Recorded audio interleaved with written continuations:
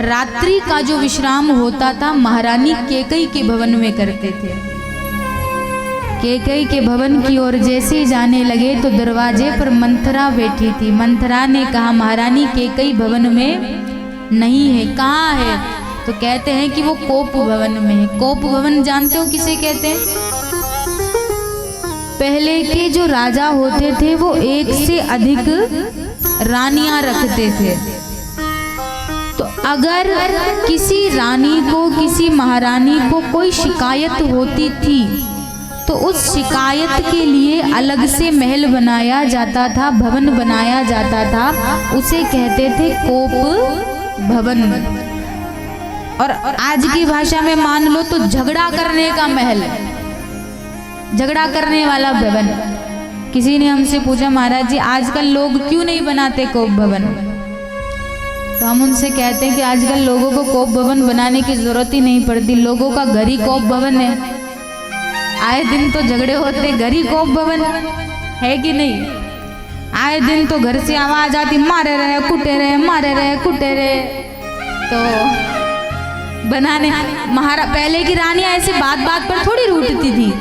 कभी सालों में कभी किसी को शिकायत हो जाती थी तो कोप भवन में रूस करके चली जाती थी। तो महाराज दशरथ ने सोचा आज पहली बार महारानी कैकेयी कोप भवन में गई है, पहली बार, जरूर कुछ बड़ी बात है। गए महाराज दशरथ। कैकेयी के बाल बिखरे हुए थे,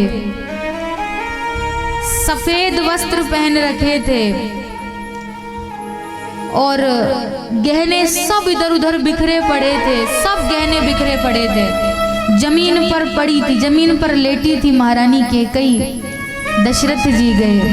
ऐसा अद्भुत रूप देख करके महाराज दशरथ कह रहे हैं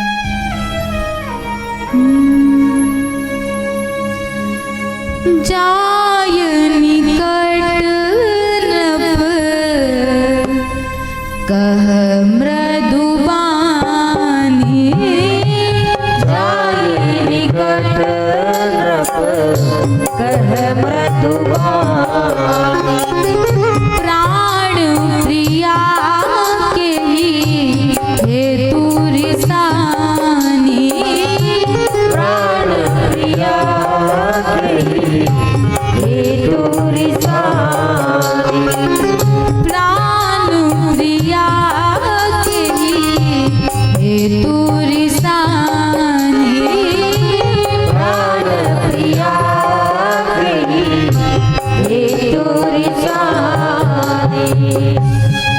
जाई निकट नृप कह मृदु बानी, हे मेरी प्राणों से प्रिय लगने वाली रानी, प्राण प्रिया के ही हेतु रिसानी, हे मेरी प्राणों से प्रिय लगने वाली रानी क्या हुआ, क्यों रूठी हुई हो? बार बार कह राऊ सुमुखी सुलोचनी पिकवैनी, क्या कह रहे हैं? बार बार कह राऊ सुमुखी सुलोचनी पिकवैनी, हे कोयल जैसी बोली वाली, हे हिरणी जैसी चाल वाली, हे बड़ी बड़ी आंखों वाली, सुंदर मृदु वचन कहने वाली रानी, आज तुम्हारा मुख क्यों फुला हुआ है? क्या कारण है रूसने का? महारानी कैकेयी ने जोर से धक्का दिया राजा दशरथ को और धक्का देकर कहने लगी मैं कौन तुम्हारी लगती हूँ जो मुझे मनाने आए हो? मन में रखते हो स्वार्थ भाव और ऊपर से मनाने आए हो। धक्का दे दिया। महाराज दशरथ ने कहा क्या हुआ, इतना क्रोध क्यों कर रही हो? कैकेयी कहती है आप बड़े रघुवंश की मर्यादाओं को आप सुनाते हो ना, आपने मुझे 2 वचन देने का वचन दिया था कि आप मुझे 2 वरदान दोगे, भूल गए? ये कैसे रघुवंशी हो आप, भूल गए 2 वचनों को, 2 वरदानों को? महाराज दशरथ कहते हैं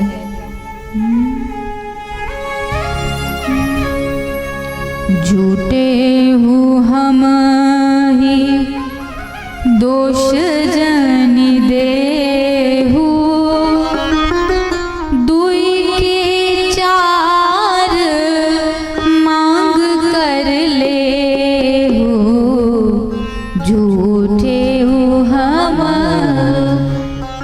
हे कैकई झूठा दोष मत दो हमें, 2 की जगह 4 वरदान मांग लो, क्योंकि तुम नहीं जानती हमारे रघुकुल की रीत है।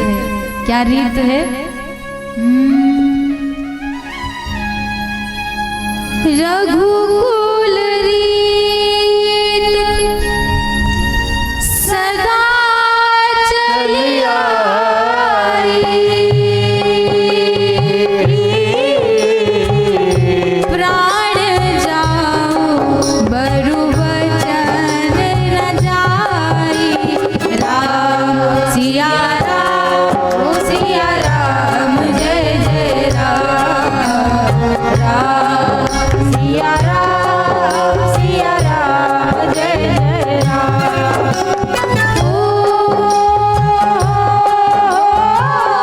रघुकुल रीत सदा चली आई,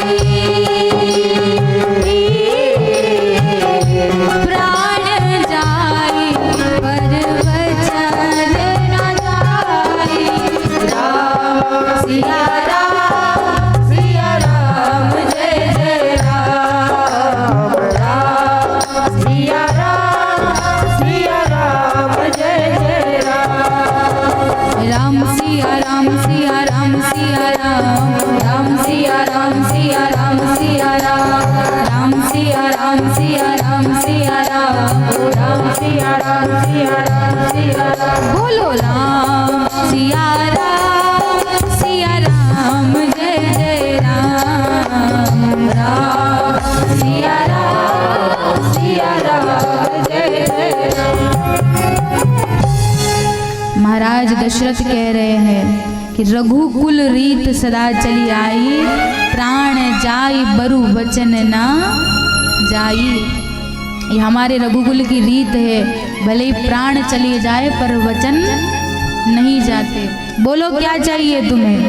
ये कौन से 2 वरदानों की बात कर रही है महारानी कैकई? याद है जब देवासुर संग्राम में युद्ध हुआ था ना, देवासुर संग्राम हुआ था, उस समय जब वापस लौट रहे थे युद्ध से, तो महाराज दशरथ के रथ का जो पहिया था, युद्ध करते करते जो वो पहिया था, वो पहिया जिस नट पर अटका होता है ना, जिसके बल पर वो अटका होता है, वो नट उसका निकल गया था। और महारानी कैकई की 1 उंगली पत्थर की थी। कैसे थी वो मैं आपको बताऊंगी। तो वो 1 उंगली पत्थर की थी, तो महारानी कैकई ने सोचा कि ऐसे तो हार जाएंगे, रथ से गिर जाएंगे। तो महारानी कैकई ने अपनी वो पत्थर वाली उंगली उस पहिए पर लगा दी थी। तो महाराज दशरथ ने कहा था कि तुमने आज बड़ा उपकार किया है, तुमने युद्ध में हमें जिताया है, इसलिए महारानी कैकई मांगो, तुम्हें 2 वरदान मैं दूंगा, जो चाहिए सो मांग लो। तो कैकई ने कहा था कि समय आने पर मांग लूंगी। आज ये वही वरदान याद दिला रही है। 2 वरदान महारानी कैकई कहती है, 2 वरदान देने की बात कही थी। उसी समय महाराज दशरथ ने कहा मांगो क्या चाहिए। महारानी कैकई ने राम जी की शपथ, राम जी की सौगंध दिलाई, पहले राम की सौगंध खाओ फिर मांगूंगी। क्यों? क्योंकि अगर राम जी की सौगंध नहीं खाते ना दशरथ जी, तो बिल्कुल उस वचन को नहीं निभाते, कह देते कि राम को वन में नहीं भेजूंगा। इसीलिए राम जी की सौगंध दिलवाई। दशरथ जी ने मुस्कुराते हुए राम की सौगंध खा ली। सौगंध राम की खाता हूँ, जो मांगोगी जो दे दूंगा। महारानी कैकई ने बड़ी निष्ठुरता से 2 वरदान मांग लिए महारानी कैकई ने दशरथ जी से। सुनहु प्राण प्रिय भावत जी का, सुनहु प्राण प्रिय भावत जी का, देहु एक बर भरत टीका।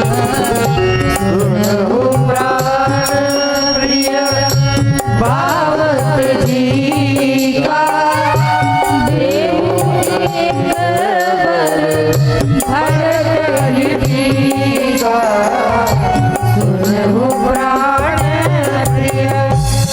सुनहु प्राण प्रिय भावत जी का और देहु एक बर भरत ही टीका। पहले वरदान में भरत के लिए राज्य तिलक मांग लिया।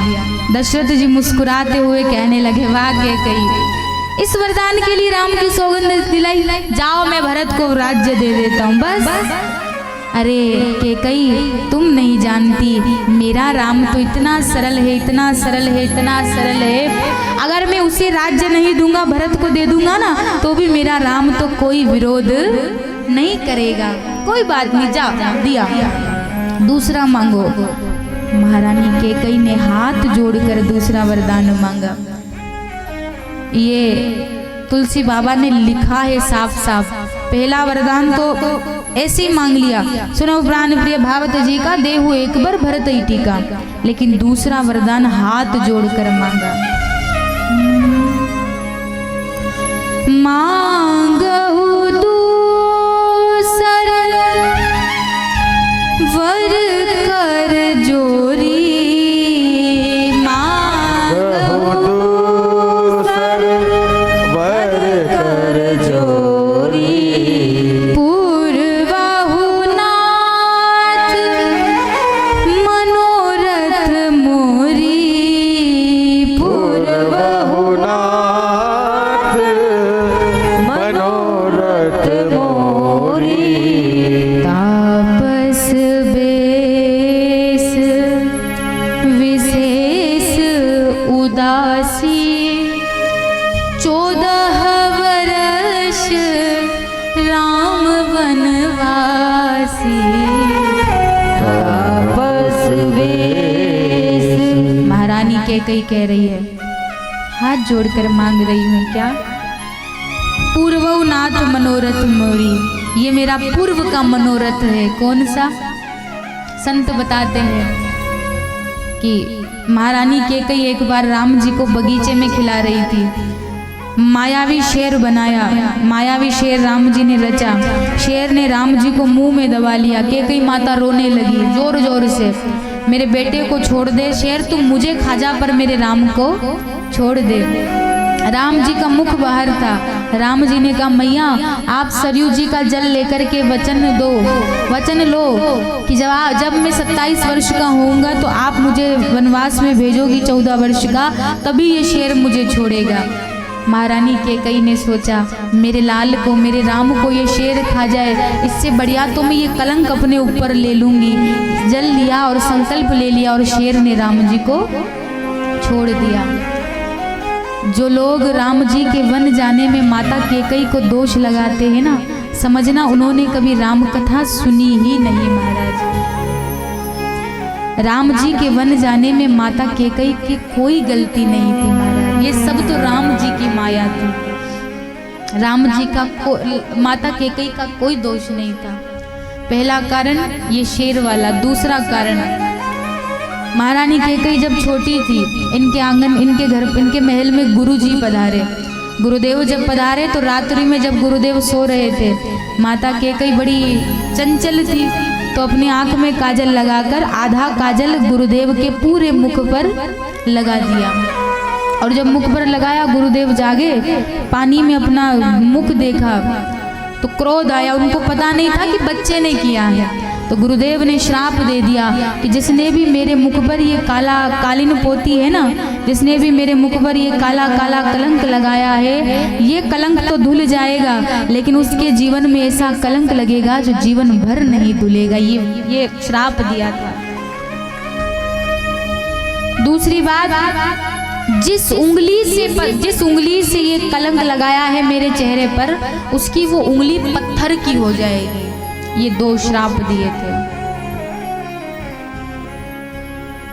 महारानी कैकेयी ने महाराज दशरथ से कहा, 14 वर्ष राम वनवासी। जैसे ही सुना महाराज दशरथ ने धड़ाम से धरती पर गिर गए। हे कैकेयी, तू तो हमेशा कहती थी ना कि भरत ना मोहि प्रिय राम समाना, तू तो कहती थी ना कि मैं जितना प्यार राम से करती हूँ उतना प्यार मैं भरत से भी नहीं करती जितना राम से करती हूँ। माता कैकई का त्याग आप रामायण उठाकर पढ़ो ना, माता कैकई ने कितना कुछ सहा है राम जी की लीला को पूर्ण करने के लिए, राम जी की सहायता के लिए। एक कारण ये भी आता है कि महारानी कैकई ने इसलिए भी राम जी को वन में भेजा क्योंकि जो राज्य तिलक का मुकुट था ना वो महाराज दशरथ के पास में नहीं था, वो मुकुट राजा बाली के पास में था। जब ये देवासुर संग्राम से लौट रहे थे ना, उस समय राजा बाली ने रोक लिया और बाली ने कहा दशरथ जी या तो मेरे साथ में युद्ध करो या अपनी पत्नी मेरे पास छोड़ करके जाओ। उसी समय महाराज दशरथ ने सोचा कि बाली से युद्ध नहीं कर सकता। क्यों? क्योंकि बाली को वरदान है कि जो भी इससे युद्ध करेगा उसका आधा बल इसमें चला जाएगा, और दूसरी बात पत्नी दूंगा तो रघुकुल की मर्यादा चली जाएगी। इसलिए महाराज दशरथ ने अपना मुकुट उतार करके बाली को दे दिया था और महाराज दशरथ खुशी के मारे वो बात भूल चुके थे और पूरे अवध में ये डिंडोरा पीट चुका था कि अब राम जी राजा बनेंगे, तो अब कैसे एक एक को जा जाकर बताए। इसलिए महारानी कैकई ने सोचा कि राम वन में चला जाए। तो जब वन में राम जी गए, जब बाली से युद्ध हुआ, जब बाली को मारा, तो उस समय उस मुकुट को लेकर के भरत को दिया था कि तुम इस मुकुट को लेकर के चले जाना। तो आज यहाँ पर महारानी कैकई को दोष कभी मत देना, महाराज कभी दोष मत देना। जैसे वरदान मांगा महाराज दशरथ कह रहे करहु राम पर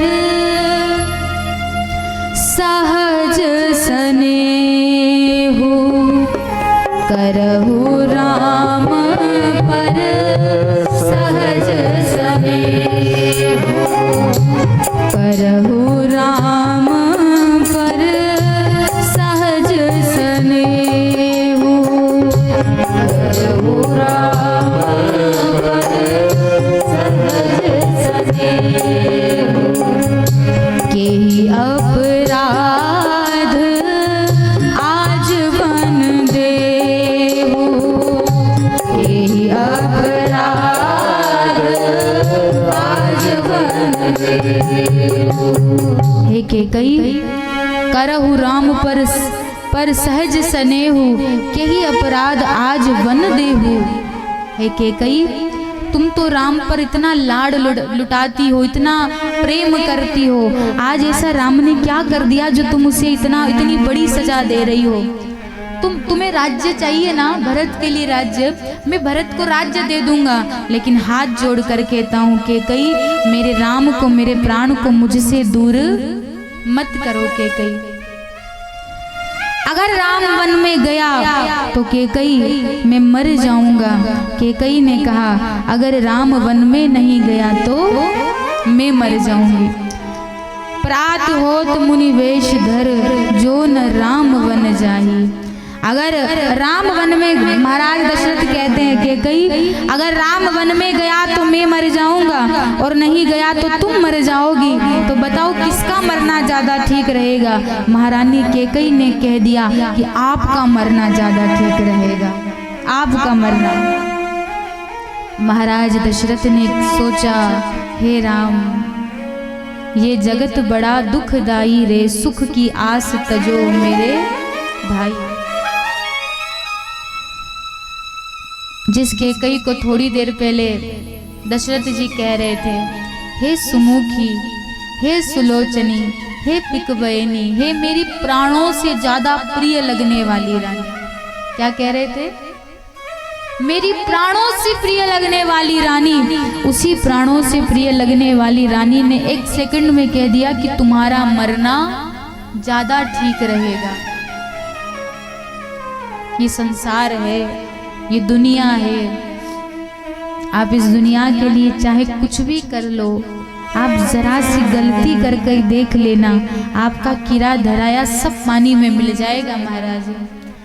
जो आपने अच्छा किया वो कोई याद नहीं रखेगा, जो आपने बुरा किया ना वो हमेशा याद रहेगा लोगों को। ये दुनिया की कड़वी सच्चाई है महाराज। थोड़ी देर पहले राजा दशरथ कह रहे थे, हे मेरी प्राणों से प्रिय लगने वाली रानी। उसी प्राणों से प्रिय लगने वाली रानी ने कह दिया कि आपका मरना ज्यादा अच्छा रहेगा, आप मर जाओ। महाराज दशरथ धड़ाम से धरती पर गिर गए और राम राम राम राम राम करने लगे। सुबह जब उठे, रोजाना महाराज दशरथ का नियम था कि सूर्योदय से पहले जाग जाते थे। आज महाराज दशरथ जागे नहीं। महाराज दशरथ के महल के बाहर पूरे अवधवासी खड़े हैं। हमारे महाराज को क्या हो गया, आज बाहर नहीं आए, क्या हो गया हमारे महाराज को? सब लोग खड़े बाहर और खड़े हो करके इंतजार कर रहे। मंत्री सुमंत आए। सुमंत जी ने कहा मैं जाकर के देखता हूँ भीतर। मंत्री सुमंत जाकर के देखा, भूमि पर पड़े हैं राम, राम रट रहे हैं महाराज दशरथ। पास में महारानी कैकेयी बैठी है। सुमंत जी ने हाथ जोड़कर पूछा, महारानी जी हमारे महाराज की ये दशा? सुमंत जी से कहा महारानी कैकेयी ने, जाओ तुम राम को बुला करके लाओ। सुमंत